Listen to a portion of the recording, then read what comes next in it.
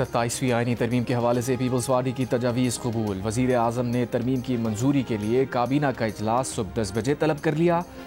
ज़राए के मुताबिक अज़रबैजान में मौजूद वज़ीर आज़म शहबाज शरीफ बाकू से बज़रिया वीडियो लिंक वफाकी काबीना के इजलास की सदारत करेंगे। वफाकी काबीना में 27वीं आईनी तरमीम के मुसवदे की मंजूरी दी जाएगी। काबीना की मंजूरी के बाद आईनी तरमीम सेनेट में पेश की जाएगी।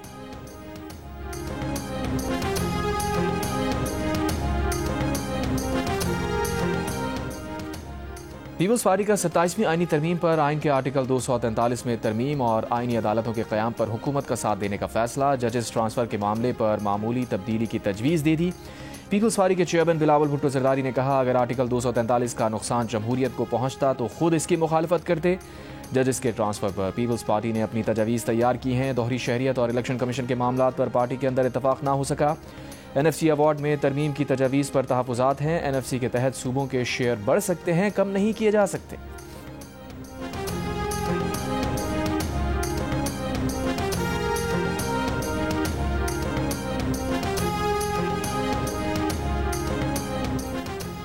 पंजाब हुकूमत और पीपल्स पार्टी के दरमियान पावर शेयरिंग फार्मूले पर ब्रेक थ्रू हो गया। पंजाब हुकूमत ने ज़राए के मुताबिक पीपल्स पार्टी से मामलात तय पा गए। पीपी के 30 अरकान असम्बली और टिकट होल्डर्स को तरक्याती फंड्स मिलने की यकीन दहानी करा दी। महकमा कानून के लिए लॉ अफसरान की भर्तियों में भी पीपल्स पार्टी का शेयर होगा। पीपल्स पार्टी के अरकान असम्बली और टिकट होल्डर्स को डिस्ट्रिक्ट कोऑर्डिनेशन कमेटीज़ में भी शामिल किए जाने का इम्कान।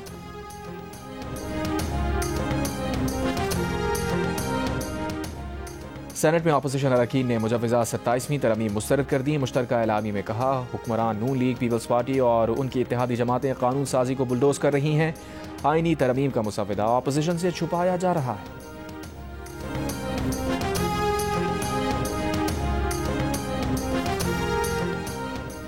स्पीकर कौमी असम्बली अयाज सादिक से PTI वफ्द की मुलाकात। महमूद खान अचकज़ई को कायदे हिज़्ब इख्तिलाफ मुकर्रर करने का मुतालबा। अयाज सादिक ने जवाब दिया, मामला फिलहाल अदालत में ज़ेर समात है, अदालती फैसला आने के बाद गौर किया जाएगा।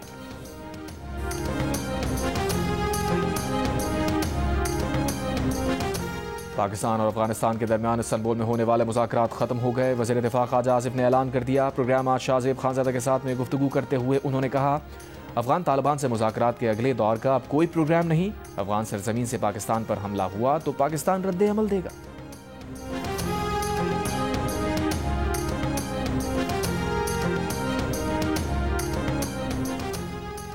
वज़ीर आज़म शहबाज शरीफ की अज़रबैजान के सदर इल्हाम अलीयव से मुलाकात। Chief of army staff field marshal Asim Munir भी मौजूद थे। मुलाकात में सियासी, तिजारती, सरमायाकारी के शोबों में ताउन मजबूत बनाने, तवानाई, रवाबित और दिफा के शोबों में कसीरुल जिहती ताउन को मजीद मजबूत बनाने पर इत्तफाक।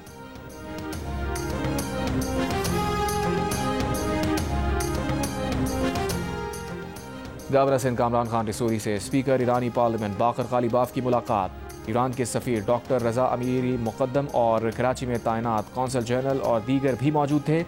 पाकिस्तान और ईरान के दरमियान तिजारत के फ़रोग़ समेत दीगर उमूर पर तबादला ख़यार। बाकर गालिबाफ का गवर्नर सिंध की मेज़बानी और गर्म जोशी पर इजहार तशक्कुर। स्पीकर ईरानी पार्लियामेंट की जानिब से गवर्नर सिंध को मशहद में मुलाकात की खुसूसी दावत।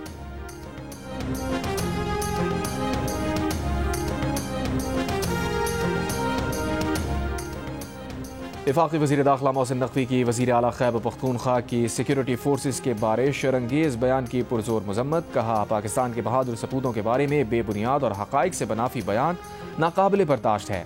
वतन के अमन के लिए जाने निछावर करने वाले अफसरान और जवानों के बारे में ऐसा बयान कोई मुहिब्बे वतन नहीं दे सकता।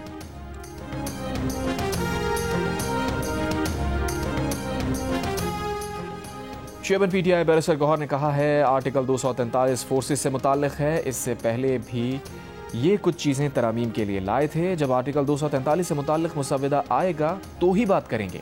आइन में तरमीम इत्तफ़ाक़ राय से होनी चाहिए, ना कि अक्सरियत हो तो आप जो मर्जी फैसले करें।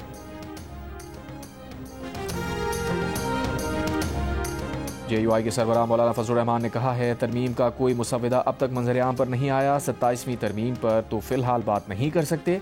आर्टिकल 243 से मुताल्लिक़ जमहूरियत पर असर पड़ेगा तो काबिल कबूल नहीं होगा।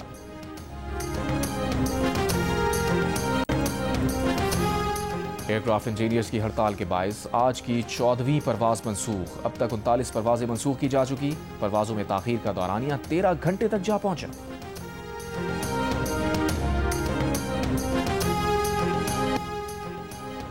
कराची दुनिया के आलूदा तरीन शहरों की फहरिस्त में तीसरे नंबर पर आ गया। फ़ज़ाई मयार इंतहाई मुज़र सेहत, एयर क्वालिटी इंडेक्स 251 रिकॉर्ड। माहिरीन के मुताबिक 151 से 200 इंडेक्स मुज़र सेहत होता है, 201 से 300 इंतहाई मुज़र सेहत, जबकि 301 से ऊपर एयर क्वालिटी इंडेक्स को खतरनाक आलूदगी करार दिया जाता है।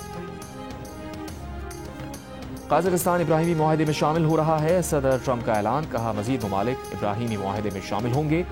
अमरीकी सदर की वस्त एशियाई ममालिक के 5 रहनुमाओं से व्हाइट हाउस में मुलाकात। गजा, ईरान, रूस, यूक्रेन जंग के उमूर पर बातचीत की गई। व्हाइट हाउस में सहाफ़ियों से गुफ्तगू में अमरीकी सदर ट्रंप ने कहा वो अगले साल भारत का दौरा कर सकते हैं। भारतीय वज़ीर आज़म मोदी उनके दोस्त हैं और वो चाहते हैं कि ट्रंप भारत आएँ। सदर ट्रंप का कहना था कि भारत के साथ अच्छी बातचीत हो रही है। वज़ीर आज़म नरेंद्र मोदी रुक गए हैं। उन्होंने रूस से बड़े पैमाने पर तेल खरीदना बंद कर दिया है।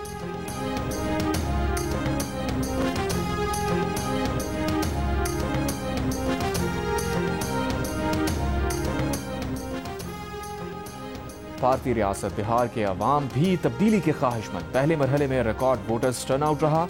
भारतीय मीडिया के मुताबिक बिहार के अवाम सरकार से खुश नहीं, वो तब्दीली चाहते हैं। साबिक वज़ीर आला लालू प्रसाद यादव ने भी कहा कि तवे पर रोटी पलटते रहना चाहिए वरना जल जाएगी। 20 साल बहुत हो गए, अब नौजवान हुकूमत निहायत ज़रूरी है।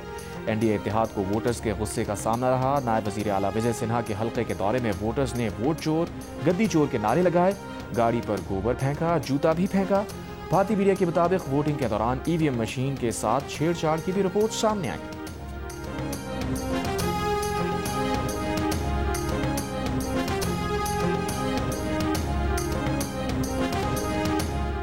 पाकिस्तान नेवी का जहाज सैफ माले की बंदरगाह पर पहुंच गया। मालदीव के हुक्काम ने जहाज का पुरतपाक इस्तकबाल किया। ISPR के मुताबिक दौरे के दौरान मिशन कमांडर ने मालदीव की अस्करी क़यादत से मुलाकातें की।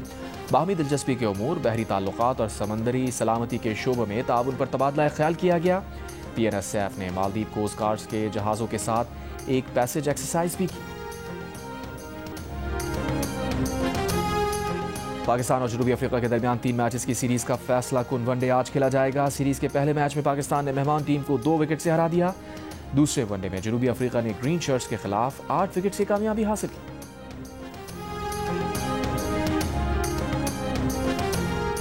और जंग और च्यू के इश्तराक से आर्ट्स काउंसिल में वर्ल्ड कल्चर फेस्टिवल जारी। फेस्टिवल के 8वें रोज माकी डे में फिल्म चिकर पेश की गई। Theatre play conference of the birds पेश किया गया। प्ले में फ्रांस, इंडोनेशिया, फ़लस्तीन, तुर्की, मिस्र और अमेरिका के फनकारों ने परिंदों के जरिए इंसानियत, अमन, आज़ादी का पैगाम पेश किया।